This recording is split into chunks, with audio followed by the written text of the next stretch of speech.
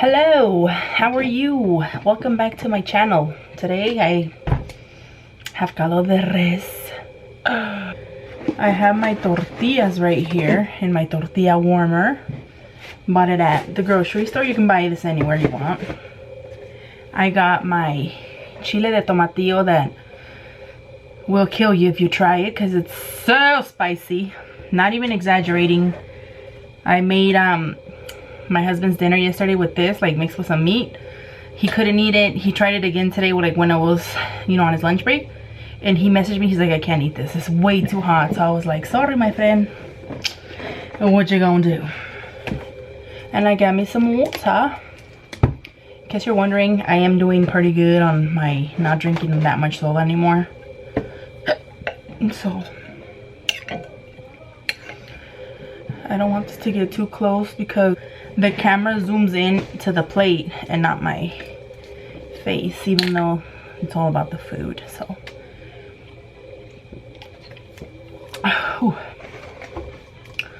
anyways, let's get started. I hope it doesn't come out blurry. I hate it when I do a video and then I'm editing and it's blurry and I'm like, why, you son of a bitch? So anyways,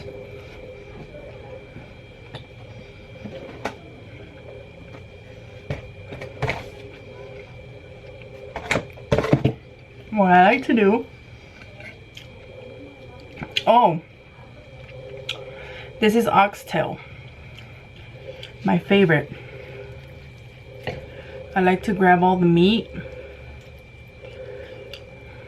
like so and eat it like a taco.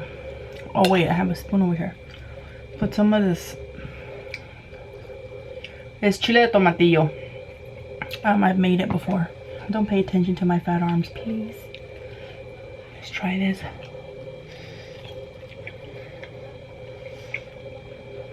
Holy crap. Instant fire. Ooh. I've had a lot of people request caldo de res, so if you're one of them, this is for you, boo. It's for you. Oh, so this is pretty much beef stew. It has potato, it has carrots, zucchini, like just regular beef, and then the oxtail. Can't forget about that corn.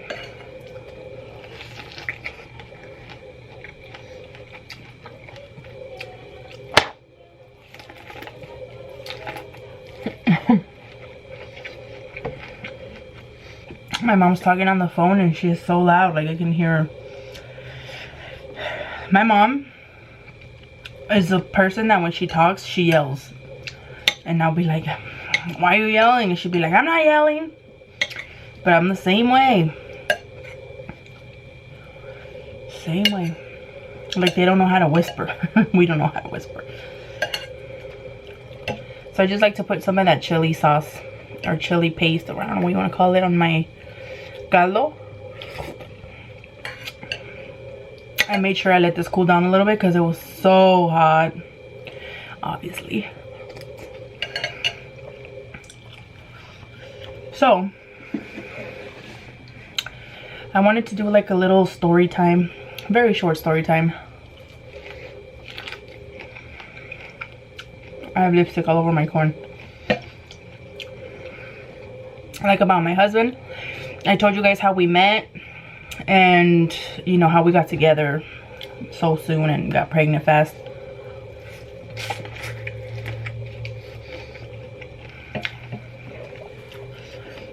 And I had people ask me, what happened to the other guy? Like, did I tell him? What was his reaction to me breaking up with him? So it's kind of like the part 2. So when I met my husband, and I was still dating the other guy, we've been together for like a year with the other guy.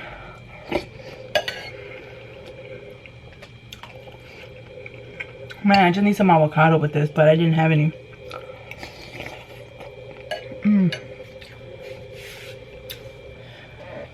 You know, I was still with the other guy. I didn't tell him about this guy, but he had a feeling. He's like, you know, he would call me and I was always kind of blowing him off because I was with Cesar. And I'd be like, oh, you know, I have to go because this and that. So he was like, the next day after I met Cesar, we hung out, right? So we were together every day after that for like 2 weeks. Because then he had to work out of town. It was like, the weather was kind of bad, so he didn't work for like 2 weeks. So we were together every single day. I would go to work, you know, my graveyard shift. And he would be texting me the whole time.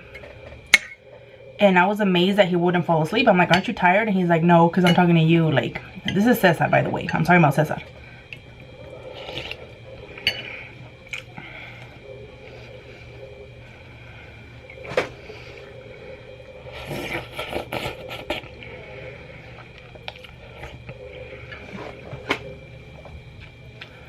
Sorry guys, I know you guys hate the slurping.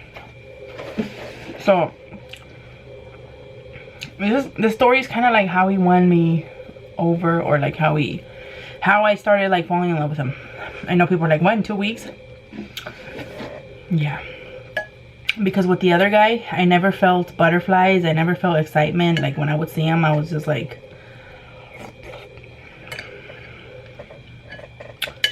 and with Cesar, it was like instant butterflies, you know. It's like when you know, when you're really into someone. So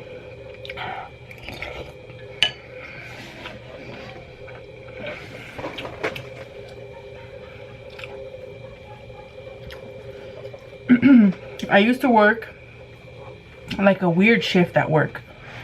I would do like 2 nights, you know, 2 graveyard, 1 afternoon, like 2 to 10. And then 2 mornings, 6 in the morning and 2 in the afternoon.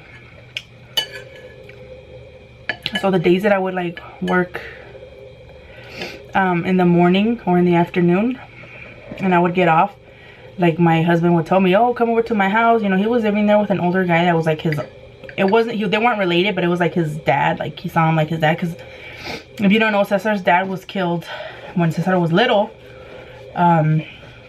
I think he was stabbed to death. Like, I know it's really sad, but Cesar doesn't really remember him. So he lived with this older guy who was like a dad to him. You know, he looked up to him and everything. Very respectful. Cesar was always very respectful, and I think that's what I liked about him. So, you know, we would be talking and stuff, and he's like, when you get off, he said, when you get off work, come straight to my house. You know, he's like, I'm gonna cook dinner for you and all this stuff. And he did for like the whole time he was here. I would get off work and he would make me like chilito de carne, or like wings, like fried wings with some red sauce that you get like at a Mexican store. He wouldn't let me get up. Like as soon as I would get there, he was like, all right, sit right here. And then he would give me like my plate. If I wanted to get up, he's like, no, you stay right there. Like he wouldn't let me do anything. So I was like, oh my God, he was treating me like a princess, which had never been treated like before.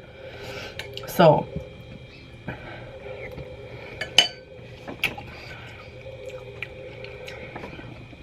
and I'm still with the other guy, and he was like, I think you met someone at the dance, you just don't want to tell me. And I'm like, no, you know, I wasn't gonna be like, yes, I did. I mean, I know it was messed up, but you can't help what you feel. So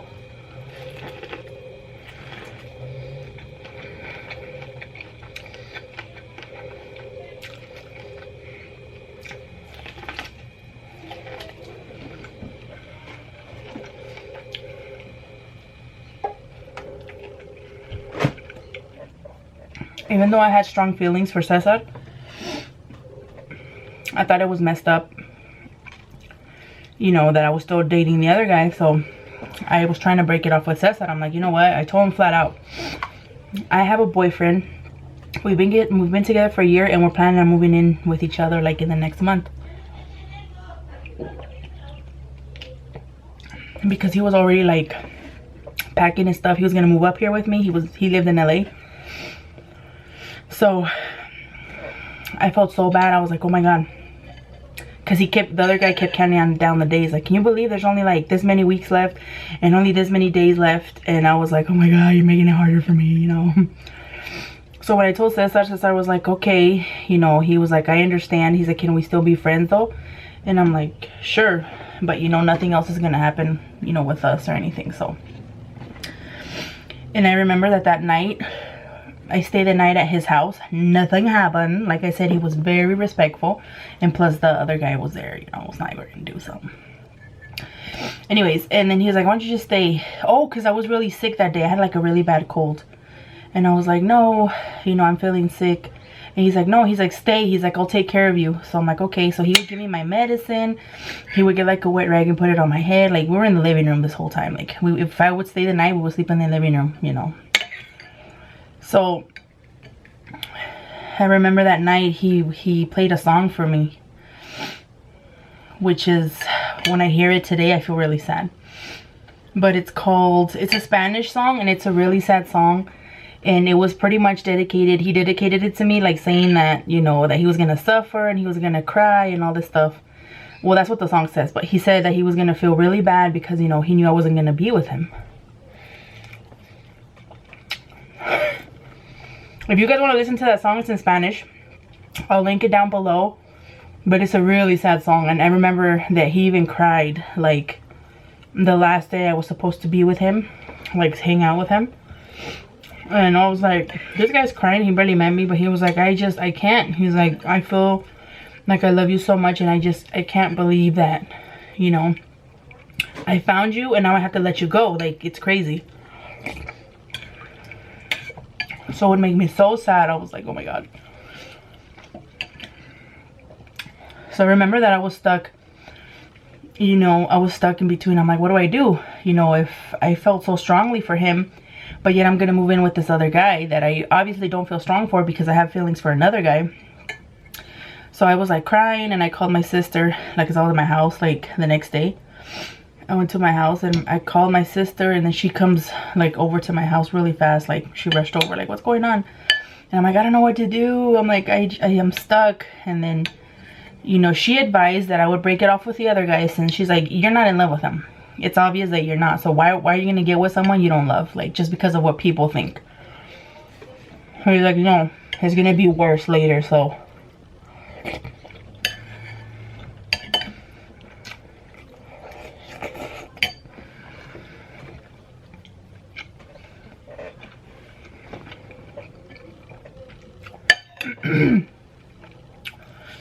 So then I was like, okay. I thought about it for a few days.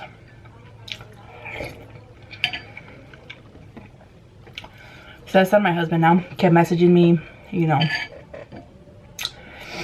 And then I started talking to my dad about it, because me and my dad were very close. You know, we lived together. We were by ourselves. We lived together, me and my dad. And I was telling him what was going on, because he's like, what's going on? You know, is your boyfriend still moving up here? Like, he was going to live with me, my dad. And I was like, I don't know, because I met this other guy. Like, my dad's so cool. Like, I would tell him everything. Like, my mom's the same way. I could tell her everything. But my dad surprised me, because my dad was always like serious and kind of, I don't know. I would never think that I would be talking to him about boy problems, you know what I mean?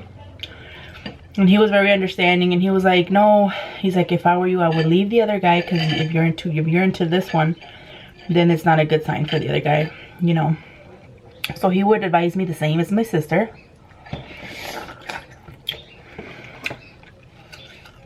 If you guys haven't tried this, oh, it's so good.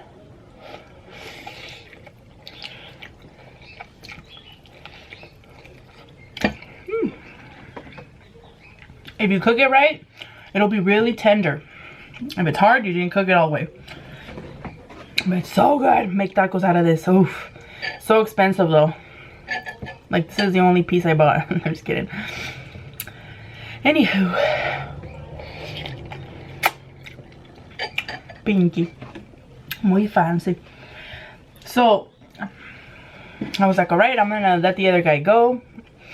But slowly, and I was like, yeah. We can't go to LA anymore because my mom's car doesn't work. Like, I kept pushing it off. And it was like, I let him go slowly. And then I was like, you know what? I'm not sure that this is going to work out. He didn't even seem sad. He was like, yeah, okay. Well, you know, he's like, you can call me whenever. Like, he didn't even seem sad. I was like, well, I don't think he even loved me either. Like, So yeah, we stopped talking. Like he would start calling like once a day, once a week, and slowly he stopped calling. And I kept seeing Cesar.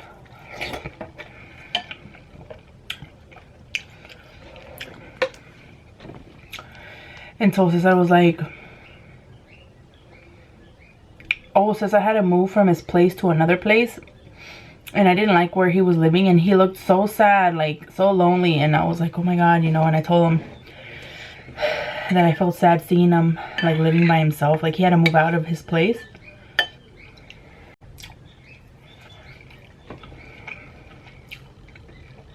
So then he was like, let's move in together. I was like, no way, my dad's gonna kick my butt. Like, I barely met you and all this stuff. And this is when he was like, well, let me go talk to him. You know, I want to talk to him and tell him I want to be with you and that I love you and all this crap. So I'm like, all right. So he went and talked to my dad. I remember I made them, I cooked for them. And it was like my first time cooking by myself because I didn't really know how to cook.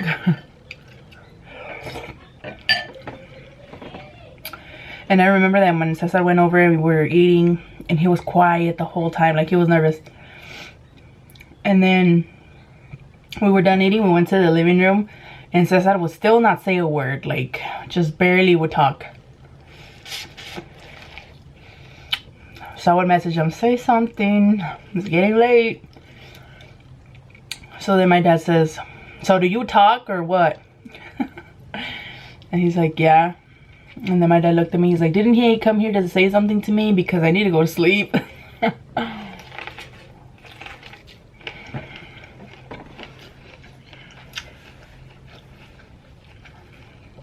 So then Cesar's like, yeah, all nervous.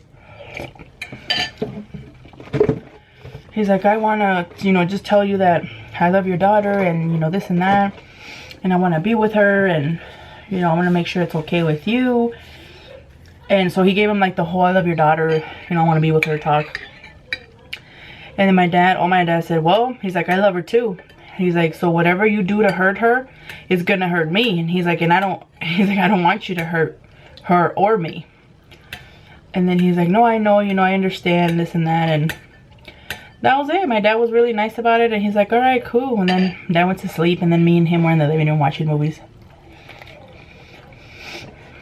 So then I think it was like a few days later that I told my dad that I wanted him to move in with me. Or I wanted to live together. And my dad's like, well, he's like, you're grown. You can do whatever you want. He's like, it's fine by me. So I was like, what?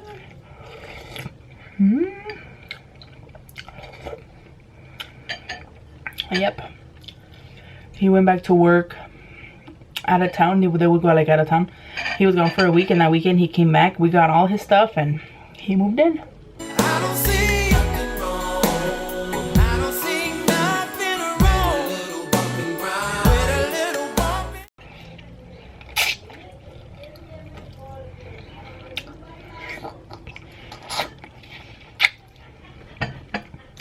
But then my mom kept making me feel bad because she's like, I cannot believe you're gonna do this to him. I cannot believe, because she had already met him like in person.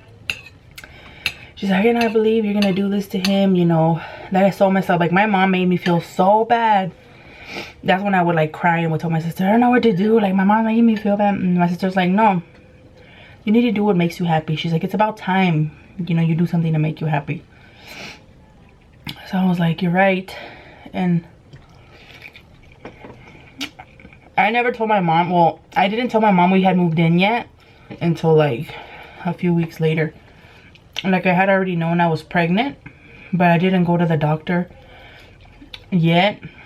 And then when I did go to the doctor and saw like the pregnancy thing paper, that's when I decided to tell my mom.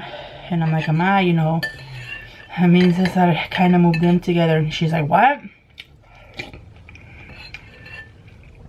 And I was like, yeah, you know, we've been together for like the past week now, even though it was longer, maybe like 2 weeks. And then she was like, And so yeah, we've been living together for like a few weeks now.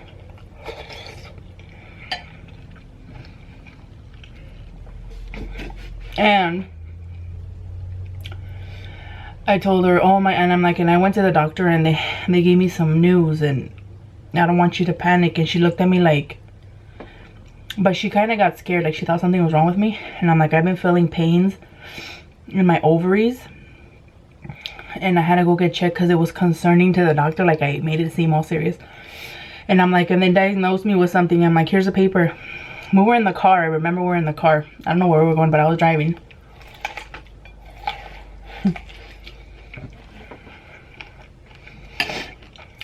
And I gave her the paper. She's like, what do you have? And I'm like, I can't pronounce it. You have to read the paper. And I gave her the paper.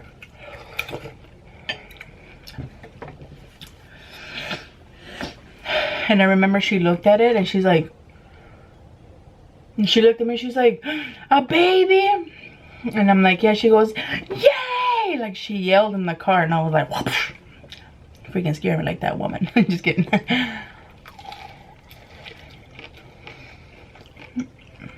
And she's like, already? So soon? I'm like, I know.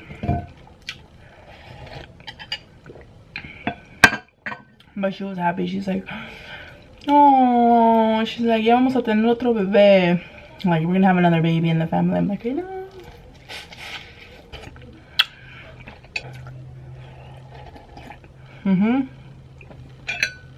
Oh, I just slept. Oh, that's some good caldo. What can I say? But anywho, another story time would probably be like finding out I was pregnant, how I told Cesar with both pregnancies.